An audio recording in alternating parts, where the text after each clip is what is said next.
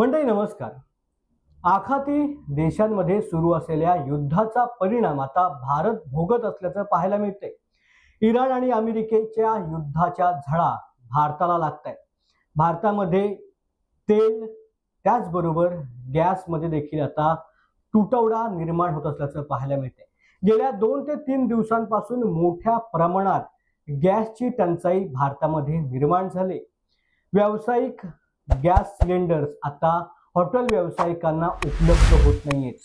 महाराष्ट्रामधील मोठ्या शहरांमध्ये मोठ्या प्रमाणात आता व्यावसायिक गॅस टंचाई निर्माण झाल्याचं पाहायला मिळते. कालपर्यंत मुंबई पुण्यासह मोठ्या शहरांमध्ये 20% हॉटेल्स गॅस टंचाईमुळे बंद झाले होते, तर आज जवळजवळ 50% हॉटेल्स हे मुंबई, पुणे, नाशिक, नागपूर आणि कोकणामधील बंद झाल्याचं पाहायला मिळते. प्रामुख्याने जर आपण पाहायला गेलं तर ह्या LPG गॅसचा तुटवडा ह्या युद्धामुळे आपल्याला सहन करावा लागतोय. मात्र LPG म्हणजे काय ते देखील आपण सर्वप्रथम समजून घेणं अत्यंत महत्वाचं आहे. LPG म्हणजे liquefied petroleum gas. Liquefied petroleum गॅसचा पुरवठा हा आपल्याला विविध देशांमधून होत असतो. आता हा लिक्विफाईड पेट्रोलियम गॅसचा पुरवठा कुठल्या देशातून भारतामध्ये मोठ्या प्रमाणात होतो ते देखील आपण सर्वप्रथम समजून घेऊया. तर कतारमधून भारताला 40% गॅस पुरवला जातो. UAE मधून 18%, अमेरिकेकडून 10%, ओमानमधून 6%, ऑस्ट्रेलियामधून 3%, नायजेरियामधून 2% आणि रशियामधून 1% गॅस हा भारताला पुरवला जातो.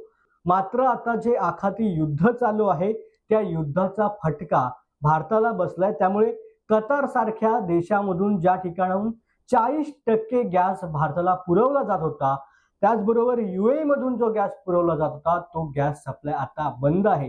त्यामुळे आता काही ठराविक गॅस भारतामध्ये शिल्लक असल्याचं पाहायला मिळतंय.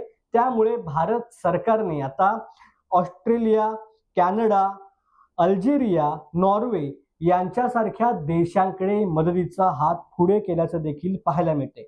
ह्या संपूर्ण गोष्टी लक्षात घेता आता भारत सरकारने एक कायदा लागू केलेला आहे. त्या कायद्याचं नाव आहे इसेन्शियल कम्युनिटी ऍक्ट 1955. हा कायदा लागू करण्यात आलेला आहे. मात्र गेल्या 2 दिवसांपासून अनेक चर्चा होत आहेत की नक्की कोणता कायदा लागू झालाय. ESMA म्हणजेच इसेन्शियल सर्व्हिस मेंटेनन्स ऍक्ट 1968 हा लागू झालाय असं काही प्रसार माध्यमांचं म्हणणं आहे.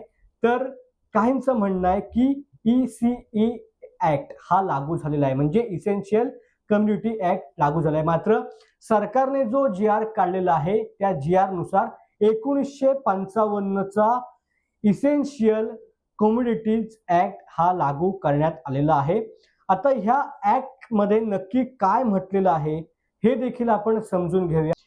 देशामध्ये अन्नधान्य, इंधन किंवा जीवनावश्यक वस्तूंची टंचाई निर्माण होऊ नये आणि त्याचा काळा बाजार किंवा साठेबाजी होऊ नये यासाठी केंद्र सरकारने अत्यावश्यक वस्तू कायदा म्हणजे इसेन्शियल कम्युनिटीज ऍक्ट म्हणजेच ECA 1955 लागू केलाय.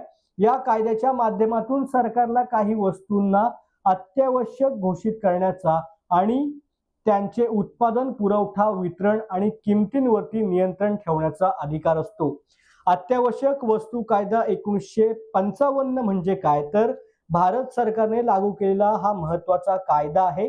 अत्यावश्यक वस्तूंची टंचाई टाळणे, साठेबाजी रोखणे, काळा बाजार थांबवणे, वस्तूंच्या किमती नियंत्रणात ठेवणे अशा विविध गोष्टी ह्या कायद्याच्या माध्यमातून भारत सरकारला सहज शक्य करता येणार आहेत.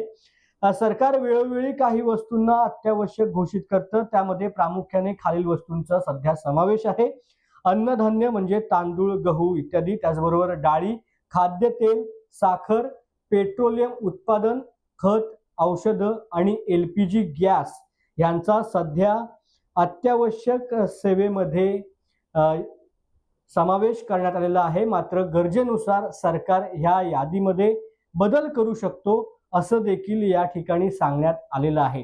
महत्वाची गोष्ट जर आपण समजून घेतली तर हार्मुझची समुद्रधुनी या ठिकाणी जे युद्ध चालू आहे, जी 167 किलोमीटरचा हा समुद्री मार्ग आहे. हार्मुझची सामुद्रधुनी ह्या समुद्री मार्गाने जगाला 20% पेट्रोलियमची वाहतूक होत असते आणि भारताला 50% कच्चे तेल आणि 54% LNG ह्याच समुद्री मार्गे होत असतो. मात्र आता इराण अमेरिकेच्या युद्धामुळे हा समुद्री मार्ग बंद आहे आणि ह्याचा परिणाम भारताला भोगावा लागतोय. त्यामुळे आता भारतामधील गॅसचा तुटवडा निर्माण झालाय आणि भारत सरकारला ECA ऍक्ट हा ऍक्ट लागू करावा लागला आहे. तुर्तास ह्या विषयामध्ये वेळ झाली इथेच थांबायची. धन्यवाद.